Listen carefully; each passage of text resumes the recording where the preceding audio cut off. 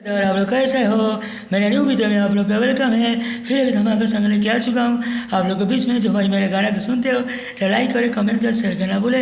यह गाना सोमो सिंह के ट्रैक पर लिखा हुआ सॉन्ग है और यह गाना लाइन बाय लाइन सुनिए, मस्त लगे तो भाई के लिए लाइक करें, कमेंट कर, शेयर करें और यह गाना का ट्रैक बनवा के गा सकते हो फ्री में। चलिए आप लोग इस गाना को सुनाते हैं। सबसे पहले मुखरा सुनते हैं।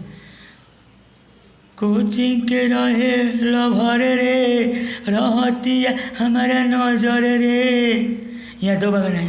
कोचिंग के रहे लभर रे रहतिया हमारा नजर रे। शादी के बाद देखो तानी लागतिया जहर रे।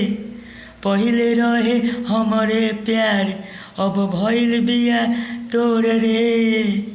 पहले रहे हमारे प्यार अब तो भइल बिया तोर रे। यह सोमो सिंह के ट्रैक पर है। शादी के बाद देखो तानी लागतिया जहर रे।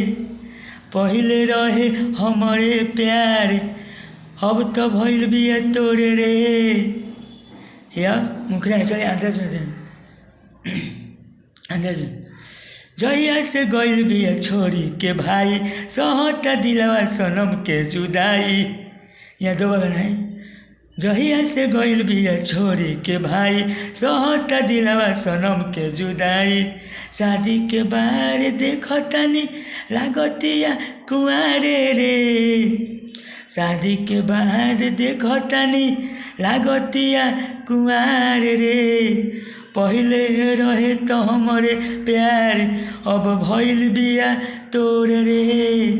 पहले रहे हमारे प्यार अब तो भइल बिया तोर रे। यह अंतर है।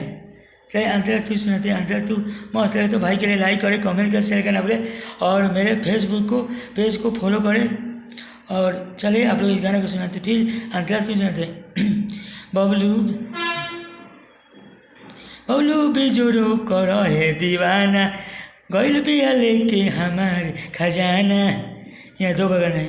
बबलू बिजुरू कर है दीवाना गइल बिया लेके हमारे खजाना।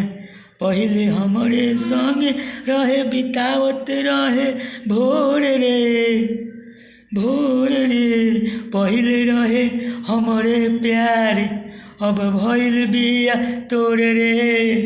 पहले रहे हमारे प्यार अब तो भइल बिया तोर रे।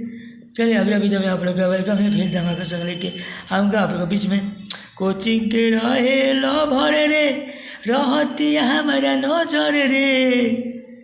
पहले रहे हमारे प्यार अब भइल बिया तोर रे। पहले रहे हमारे प्यार अब तो भइल बिया तोर रे। चलिए अगले वीडियो में आप लोग का वेलकम है। फिर धमाका संग लेके आऊँगा आप लोगों के बीच में।